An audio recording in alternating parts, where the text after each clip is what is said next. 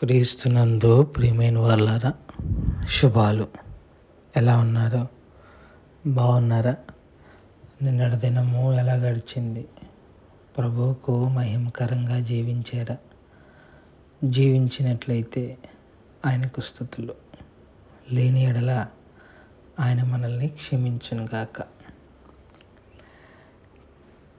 ఇవాల్టి నుంచి ధ్యానాంశముగా ఫిలిప్పీలకు రాసిన పత్రికను ధ్యానించాలని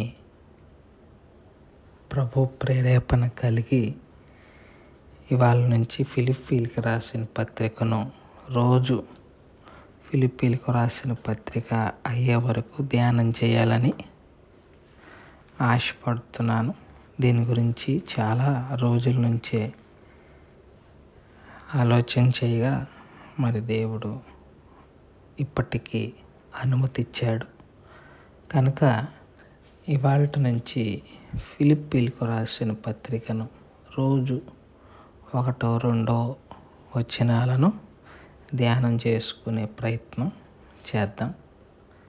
ప్రస్తుతానికి ఈరోజు ఆ ఫిలిప్పీలకు రాసిన పత్రిక యొక్క ఉపోద్ఘాతాన్ని మీకు తెలియపరిచే ప్రయత్నం చేస్తాను.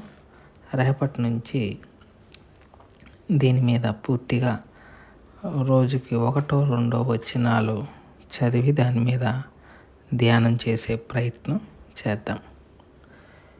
ఈ ఫిలిప్పీలకు రాసిన పత్రిక పౌలు భక్తుడు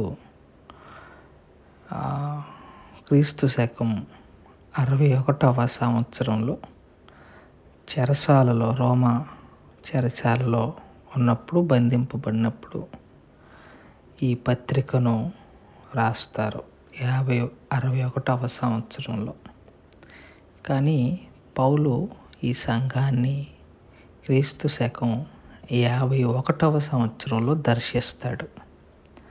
అపోస్తల కార్యగ్రంథము 16వ అధ్యాయం ప్రకారము మాసిదోనియాలో ఒక ఫిలిప్పి దేశస్థుడు లేచి మా ప్రాంతానికి మీరు రావాలి, దర్శనం నాకు కలుగుతుంది, నాకు దర్శనం కలిగింది, మీరు మా ప్రాంతానికి రావాలని పౌలుని బతిలాడుకున్నప్పుడు పౌలు 2వ మిషనరీ యాత్ర సందర్భముగా క్రీస్తు శకం 51వ సంవత్సరంలో ఫిలిప్పి ప్రాంతానికి వెళ్ళి అక్కడ పరిచర్య చేస్తాడు.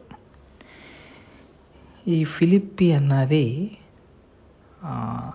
అలెగ్జాండర్ రాజు, అలెగ్జాండర్ ఉన్నాడు కదండి, అలెగ్జాండర్ ది గ్రేట్ వారి నాన్నగారైన ఫిలిప్పు పేరు మీద ఈ యొక్క పట్టణాన్ని కనుగొన్నారు.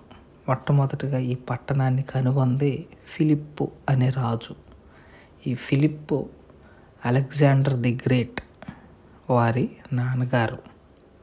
క్రీస్తు పూర్వము 353వ సంవత్సరంలో ఈ పట్టణము కనుగొనబడింది. దీన్ని పారిశ్రామికంగాను వ్యాపారంగాను మహా పెద్ద పట్టణముగా దీన్ని మనం గ్రహించుకోవచ్చు. అలాగే క్రీస్తు పూర్వము 168వ సంవత్సరంలో ఇది రోమా రాజ్యపు స్వాధీనంలోనికి వెళ్ళబడి ఇంకొద్దిగా ఎక్కువగా ఈ పట్టణం డెవలప్ అయింది. పౌలు యొక్క స్ట్రాటజీ ఎప్పుడు ఎలా ఉంటుందంటే తాను వెళ్ళే పట్టణంలో కేంద్ర స్థానాల్లో తన సువార్తను ప్రారంభించటం ఆయనకున్న ఒక అలవాటు. ఆ ఊర్లోకి వెళ్ళినప్పుడు ముందు యూదులు ఎక్కడున్నారా చూస్తారు. ఆ తర్వాత ఆ చుట్టుపక్కల అది ఎంతవరకు అనుకూలమైన ప్రాంతమో వ్యాపారానికి కానీ రవాణాకి కానీ అంత బాగుంది అనుకున్న స్థలాన్ని చూసుకొని ఆ ప్రాంతంలో పౌలు భక్తుడు పరిచర్యను ప్రారంభించటం ఆయనకున్న అలవాటు. సో పౌలు ఫిలిప్పి సంఘంలోకి వెళ్ళి దగ్గరలో వ్యాపార కేంద్రాన్ని చూసుకొని అక్కడ ఈ సంఘాన్ని స్థాపించి తన పరిచర్యను ప్రారంభిస్తాడు. అంతే విధంగా అలాగే ఈ ఫిలిప్పీ పత్రికలో ప్రధానంగా ముగ్గురు వ్యక్తులు పౌలుకు సహకరిస్తారు. ఒక ఆమె పేరు లిడియా, ఇంకొక పాప గ్రీకు బానిస, ఇంకొకళ్ళు రోమా జైలరు. ఈ ముగ్గురు ప్రధానంగా పౌలుకు సహకరిస్తారు. సో ఒక లిడియా ఏమో వర్తకం, వ్యాపారం, రిచ్ పర్సనాలిటీ అన్నమాట. పర్పుల్ అంటే దీన్ని వస్త్రాలను అమ్మే ఒక వ్యాపారం చేస్తూ ఉండేది. ఇంకొక పాప ఏమో స్లేవ్ గర్ల్, అంటే బానిస మనిషి అన్న గుర్తింపే ఆ పాపకు లేదు. ఇంకొక ఆయనేమో రోమా జైలర్, జైలు అధికారి. ఈయన మధ్య తరగతి, అంటే లిడియా ఉన్నత తరగతి, జైలర్ మధ్య తరగతి, ఈ బానిస పిల్ల పేద తరగతి. ఈ ముగ్గురు అంటే పౌలు ఎంత స్ట్రాటజికల్గా మూడు దేశస్తులను, 3 క్లాసులను సమాజంలో ఉన్న వారిని ఏర్పాటు చేసుకొని వారి ద్వారా పరిచర్యను ముందుకు తీసుకొని వెళ్ళే ప్రయత్నం చేస్తాడు. అంత మాత్రమే కాదు, ఈ ఫిలిప్పీ సంఘానికి ఉన్న మరొక ప్రత్యేకత ఏంటంటే, పౌలును పోషించిన మొట్టమొదటి సంఘము చివరాఖరి సంఘం కూడా. పౌలు ఎప్పుడు కూడా తన పోషణ తానే చూసుకునేవాడు. కానీ ఈ సంఘం మాత్రం, ఫిలిప్పీ సంఘం మాత్రమే పౌలుకు బహుమానాలు పంపించినట్టుగా మనం చూస్తాం.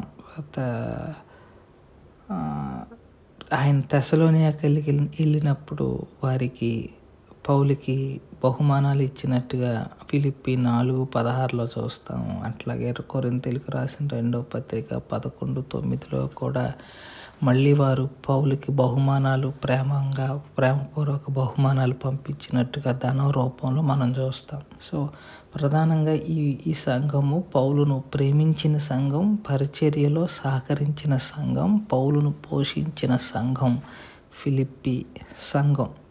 అలాగే ఈ పత్రిక రాయటం యొక్క ప్రధానమైన ఉద్దేశం ఏంటంటే, థ్యాంక్స్ చెప్పటానికి. అంటే దీనికన్నా ఈ పత్రికను ఎవరితో పంపిస్తాడంటే, ఎపఫ్రోదీతు అని ఒక ఆయన ఉంటాడు. పౌలుకి సహకారిగా ఉండటానికి ఆయన పంపిస్తారు. కానీ కొన్నాళ్ళకి ఆయనకి జబ్బు పట్టి ఆయన తిరిగి వెనక్కి పంపించేస్తాడు. అలా పంపించేస్తూ ఆయనతో ఈ letter రాసిస్తాడు.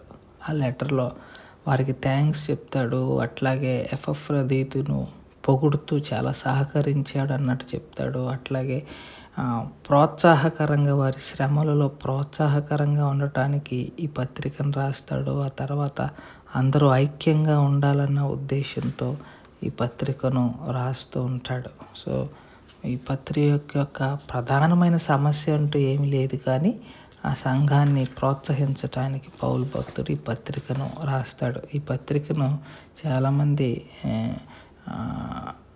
Excellent things, an epistle of excellent things అని అంటారు. అంటే గొప్ప కార్యములు కలిగిన పత్రిక అని అంటారు, లేకపోతే ఎపిస్టల్ ఆఫ్ జాయ్ అంటారు, లేకపోతే సంతోషకరమైన పత్రిక అని అంటారు. ఎక్కువగా సంతోషించండి, ఆనందించండి అన్న పదాలు ఎక్కువ వాడతారు కాబట్టి ఈ పత్రికకు ఆ పేరు వచ్చింది. సో ప్రస్తుతానికి ఇది ఉపోద్ఘాతం, అంటే మరి ఎక్కువగా చెప్పటానికి కూడా ఏముండదు. సో ప్రార్థన చేయండి. రేపటి నుంచి ఫిలిప్పీ పత్రికను ఒక్కొక్కటిగా ధ్యానం చేసుకునే ప్రయత్నం చేద్దాం. దేవుడు మనకి సహకారం అందించాలి. నాకు ఆరోగ్యము, అనుకూలమైన పరిస్థితి దేవుడు దయచేసి ఫిలిప్పీ పత్రికను చక్కగా ధ్యానం చేసుకునే కృప దేవుడు దయచేయలాగున ప్రార్థన చేయండి. ప్రార్థన చేసుకుందాం. మమ్మల్ని మిక్కిలిగా ప్రేమించిన మా ప్రియ పరలోకపు తండ్రి, మీ పాదాలకు స్తోత్రాలు. చెప్పబడిన వాక్యాన్ని బట్టి మీకు స్తోత్రాలు. విన్న వాక్యము మా హృదయంలో భద్రపరచుకొని వాక్యానుసారంగా జీవించగలగటానికి మీ కృపను, మీ సహాయం దయచేసి మీరే ఘనత, మహిమ, ప్రభావాలు పొందుకొనగలరని యేసుక్రీస్తు ప్రభువారి పునినామంలో అడిగి వేడుకుంటున్నాం తండ్రి. ఆమేన్. God bless you.